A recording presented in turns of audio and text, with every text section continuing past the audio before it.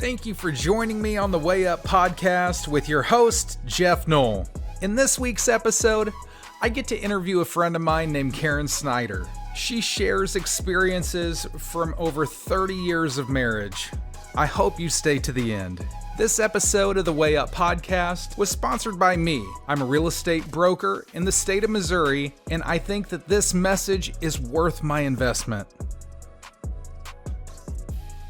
Hey everybody, I am so excited to be interviewing my good friend Karen Snyder. She's with Veterans Lending Group. She is a mortgage lender, and we've been working together on some different things for some years, but I'm excited to have her because she has some wonderful things that she's going to share with us about what has positioned her to be successful in her life. So Karen, go ahead and tell us a few things about yourself. Well, thank you, Geoff. You are a wonderful friend of mine. I'm glad to be here. So absolutely, I am a grandma, and which makes me, a little bit older. I have just another year left to the big 50. So I have a little bit of information to give to maybe the audience on how I made it this far in life. But I married my high school sweetheart. We've been married 31 years. We've been dating. We've been just together a long time. So it's been a wonderful journey. And I will tell you, I put success on a marriage is that we've always grown together. It's hard to grow up with somebody because we were 17 and 18, but we always made the effort to stick it out. Even in the hard times, we stuck it out. And we share a toothbrush. Sharing a toothbrush always says you're going to be successful in your marriage. If that doesn't say love, what does? I mean, that is definitely a step above taking a dump with the door open. That is really committing. And we don't do that though.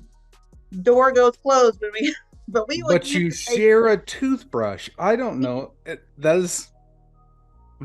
proud of you. The honeymoon, he forgot the toothbrush. So ever since then, we've always shared a toothbrush. So there you go. That's what keeps you married for 30 years. And that's a way to save some money on an additional toothbrush. Exactly. Fantastic. That's brilliant. We have a wonderful daughter. We had her when Greg was 21. I was 20. Greg served in the Air Force, which was very hard for me. I have so much respect for the military spouse. Greg served for 4 years, and it was during peacetime in the early 90s. But I just had a really hard struggle with that, with them telling him where he went, when he went, and I didn't really have a say in that. And I was very young at that time too. But Kylie is my only daughter, and she works with me as well. She's my best friend. But I will tell you, having a child at 20, we grew up together. I mean, she is the three of us, or the three musketeers. When you have a child that young, of course, when you're 20, you don't think you're young. But looking back, we were very young at that time. But I think we've all grown together as she's grown up.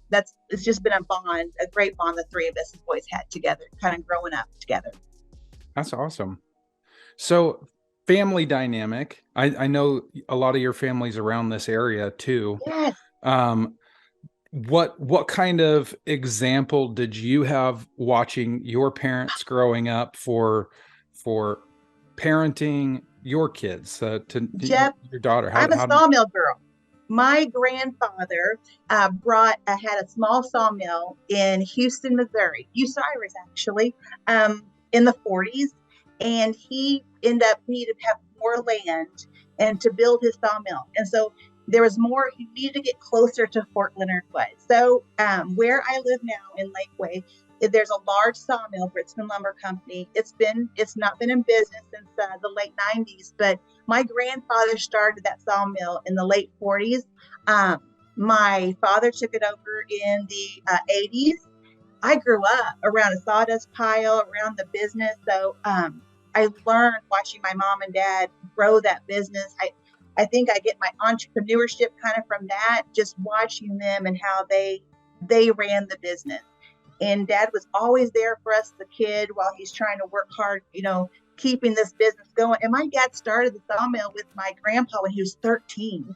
So I love my heritage.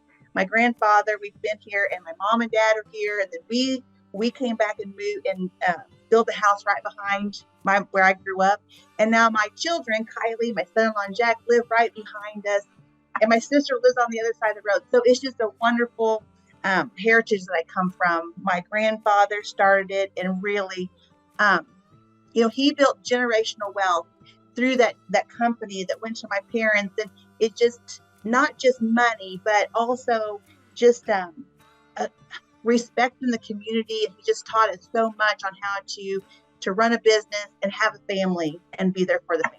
Well, And it's going. interesting that you say that, because you did mention that your daughter works with you. I know Chris, your son-in-law, works with you, Yes. and you have your grandson in the office often. He's running around.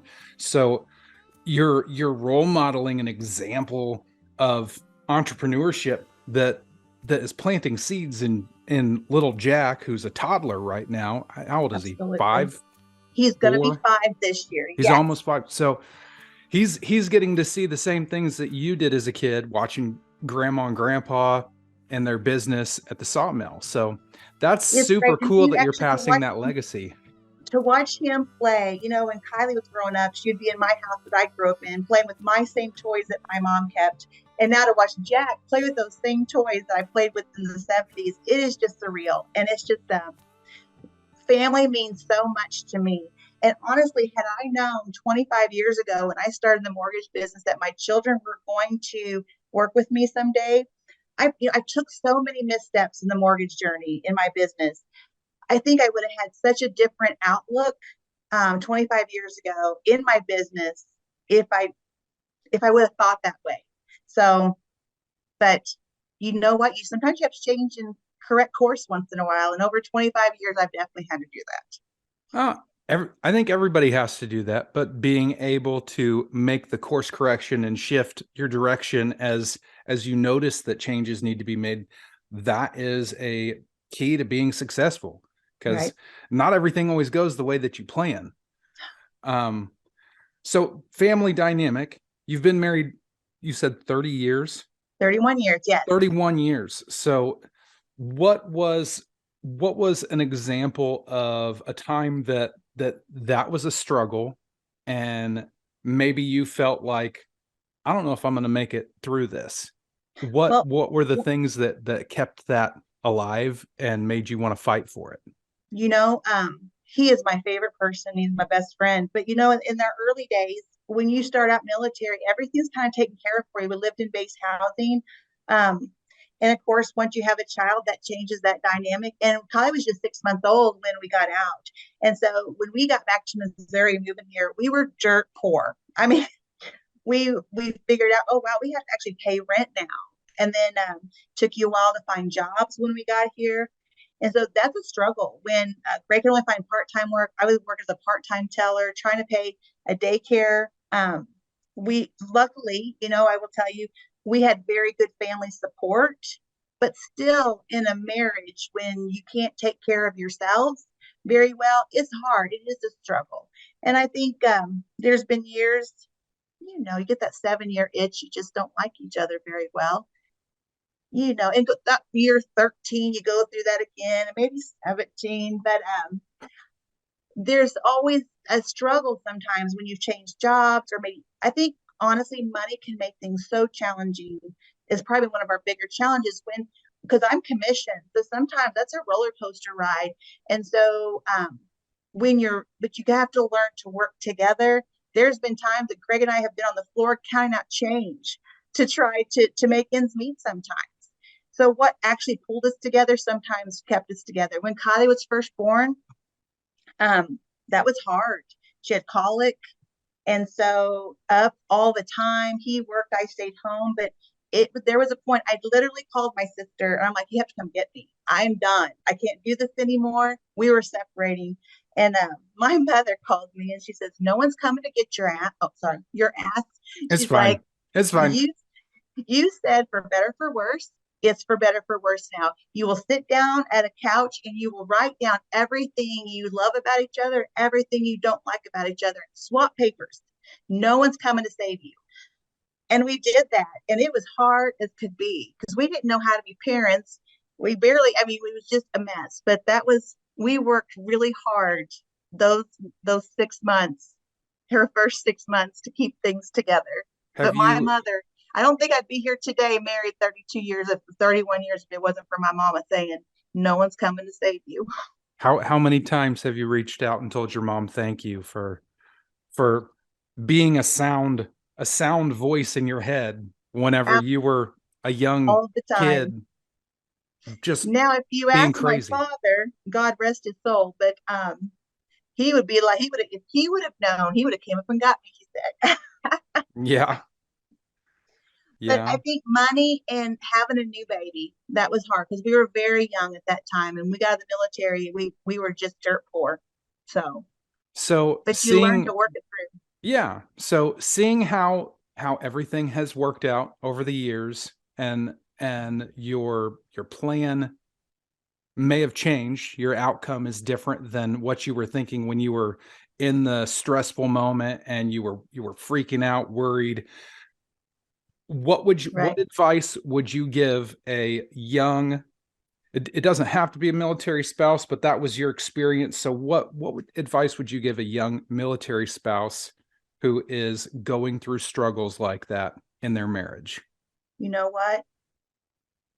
Take a deep breath and stick it out. Talk. The communication is key. If it wasn't for my mother telling me that no one's coming to save me and making me talk it out, I know it sounds simple. Get out a sheet of paper and write down absolutely everything you love about them and absolutely everything you love about them. And write down things maybe you guys need to work through together, but do it together. But if I wouldn't have got out that piece of paper and we just kept writing everything we didn't like, but we realized we do love each other. We are each other's favorite person to be around. And it's hard when you're first married, you're not really each other's favorite person sometimes. But go to the basics, get down to the basics, write it down. Remember why you got married, remember why you love each other so much. Because sometimes in life you forget that. I love it. I love it. That's You know what? Be fantastic.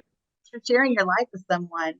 It's ugly. You know what? It's just ugly sometimes, but what a wonderful thing to be able to share your life with someone. Love is the best thing you can ever have in the world, and to have it, hold on to it tight. Right. So you got married young, in an age where a lot of kids are in college and they're experiencing roommates, but roommates, people go through the same crap. You move in with somebody that you might like them, they might be a cool person to hang out with, but when you're living with somebody, you're like, that pisses me off. Like, I don't want that. I don't want to deal with that crap. You're a slob, you leave your crap all over, or maybe Yeah. you're the slob and they are getting Yes. fed up with you. But Oh, it's so that's a funny because struggle. to go from dating to when you're first married, it's like you're not going home now. Are you staying? Yes. Yeah, Oh, to go back, I wouldn't change anything even the bad times. I wouldn't change a thing because it brought us here. So that's fantastic. Well, I appreciate you sharing that. Thank you so much for coming on the show. I appreciate you, Karen. That's fantastic.